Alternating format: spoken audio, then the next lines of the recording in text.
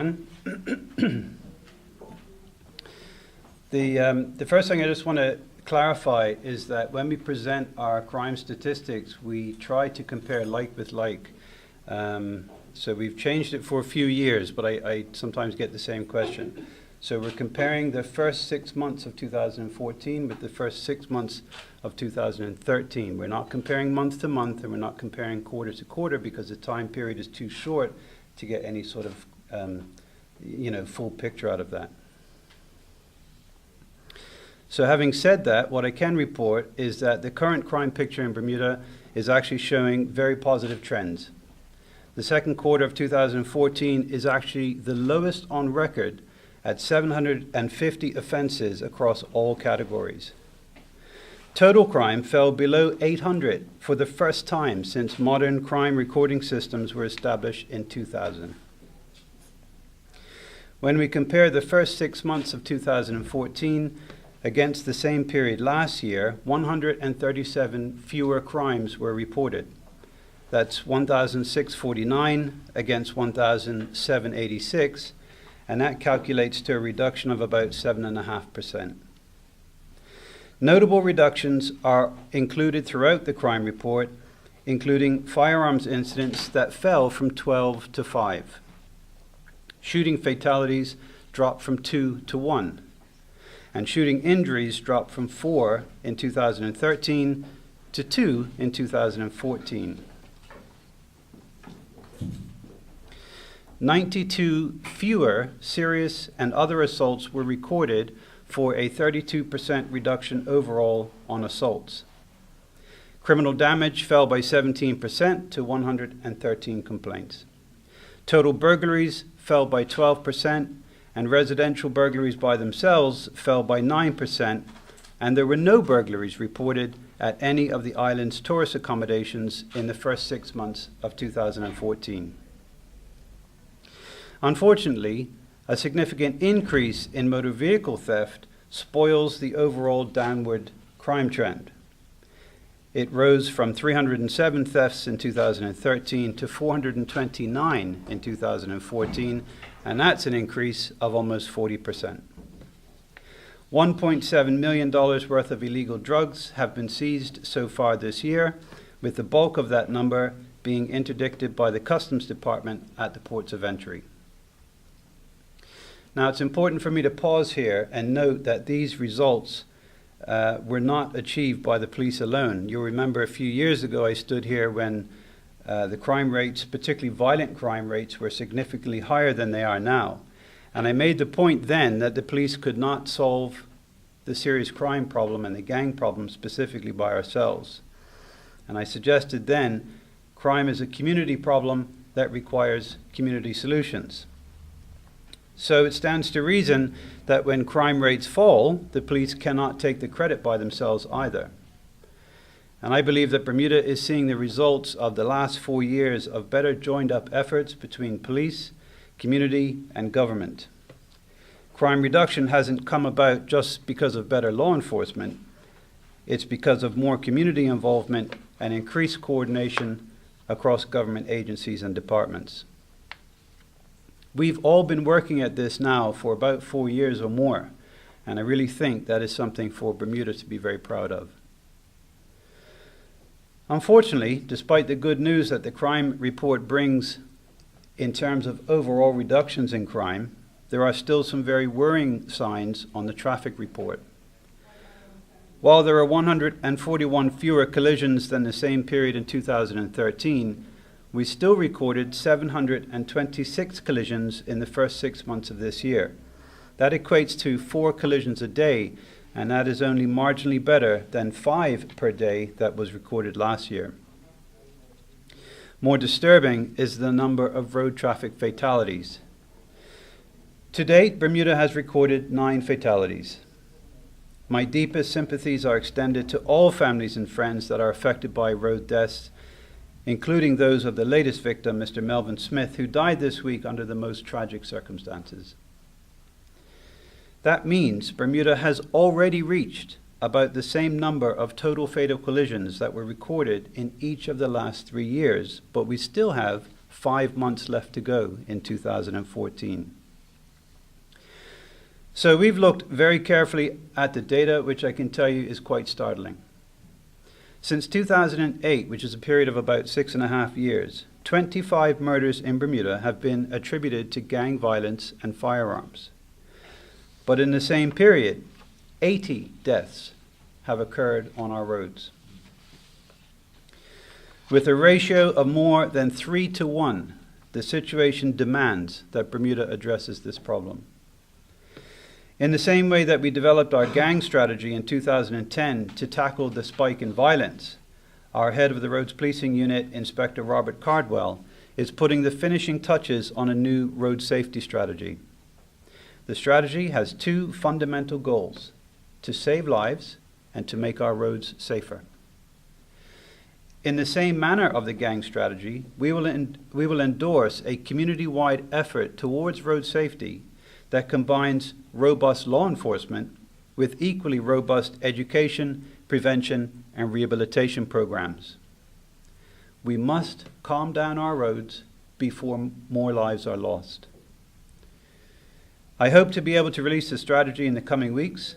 In the meantime, the BPS encourages all road users to slow down and drive with care, caution, and courtesy. And I'd like to remind you that road safety is everyone's responsibility. Thank you. Are there any questions at this time?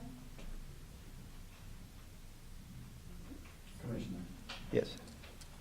do you think when legislation changed to bring these high-power bikes on the road maybe 5 years ago, do you think there was a bad move? Because you said within the last 3 years there's been a lot of 80 persons down the road. Last 6.5 years. Yeah, there's been 80. Contributing the fact that it's these high-power bikes. I think the answer is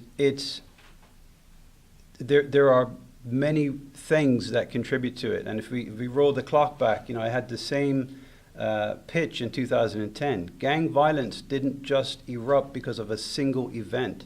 There were multiple pressures that created that problem, which meant that there had to be solutions that had multiple angles to them. And I think that's the same thing with road safety. There's no one single thing. It's not just the vehicles.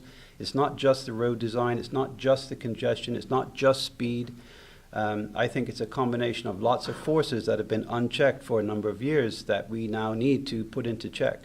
But it's the message I think we'd like to stress is it will take the whole community across a full spectrum of different issues that need to be addressed. Not just simply, as we did back in the 70s and 80s, put police officers in the bushes with a radar gun and just book everybody for speeding. That doesn't work. Commissioner, you mentioned that bike theft and more vehicle theft is still one of the biggest crimes on the island. Is there any action plan to try and crack down on this? Is there plans for maybe more neighbourhood watches or more CCTV? Well, I suppose neighborhood watches would be an automatic feature in there. But here's the problem. In January, I reported that 2013 was the lowest crime rate since 2000.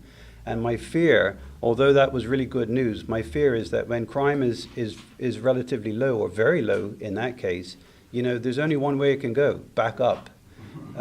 So what we're seeing in terms of motor vehicle theft in comparison to 10 years ago is actually still a huge reduction. But if we compare it to last year, it's a significant increase.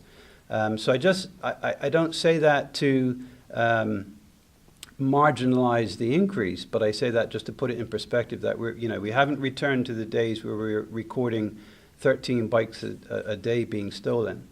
Having said that, clearly we use directed patrols in accordance with the data that we get about the bike. So we're looking at the areas, the type of bike, the time of day, and making sure that our patrols are aware of that so we can intervene. You said drug interdiction task force has intercepted $1.something million worth of drugs. 1.7. It's rather low, and the streets are wrecked with a lot of drugs. Is the narcotics department, is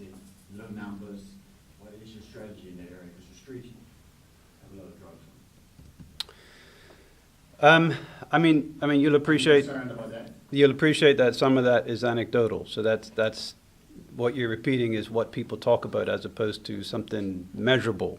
Okay. You'll appreciate that. There are other means that the smugglers are using to bring drugs here. Yeah. And it's not just through the airport or through the docks. Yeah. Through the docks. Yeah. They are bringing out, and you got boats and all Yeah. sorts of ways. Is your department, the narcotic department, on top of this? Because obviously there doesn't seem to be. Well, I mean, first of all, you can't just look at the amount of drugs or the value of drugs because there's so many variables. If you take a pound of heroin off the street, that's worth millions. If you take a pound of cannabis off the street, that's worth thousands. So you can't just compare raw numbers. We try to stay away from that.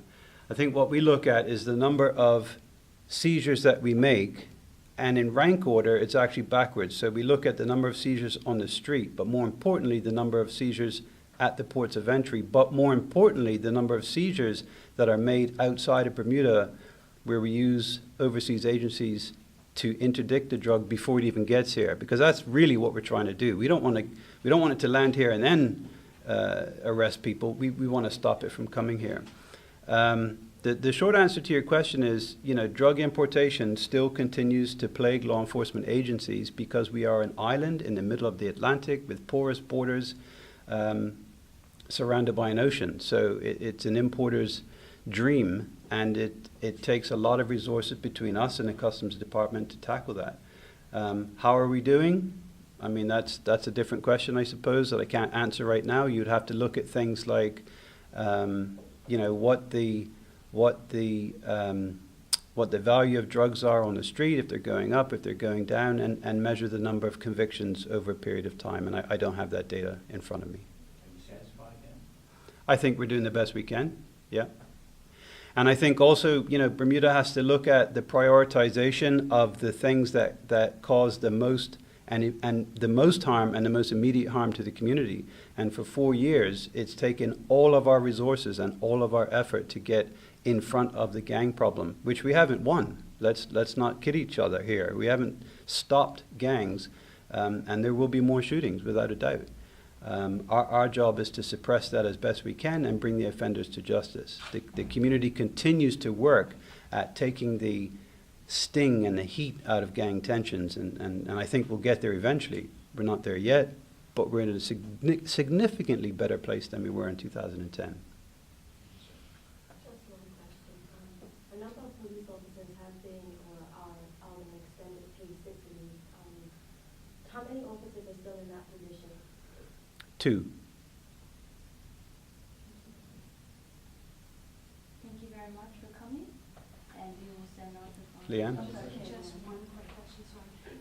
Noticed in the statistics that sexual assaults seem to be going up. Do you think this is more, from speaking to sort of social workers, it seems to be that more are getting reported rather than it being, people are more willing to come forward rather than it being an increase in the actual sort of crime itself? Well, I think, again, 2 things. You have to look at long-term trends and not compare one quarter to the next. If you look at quarter 2 against quarter 1, there's a significant increase in the number of sexual assaults that have been reported. That in itself does not tell a story because that's a period of 3 months. But I think you've hit the nail on the head. I think the wider issue is that more community resources and more government resources have been brought together to come to bear on support of victims and investigation of offenses. And that by itself is very likely to mean that members of the community are more willing to report crimes than they may have been in the past. Go ahead. Commissioner, just one more question. Sure.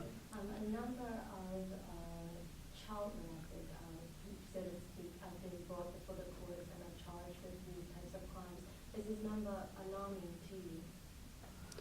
I don't have a comparison in front of me, so I can't answer that.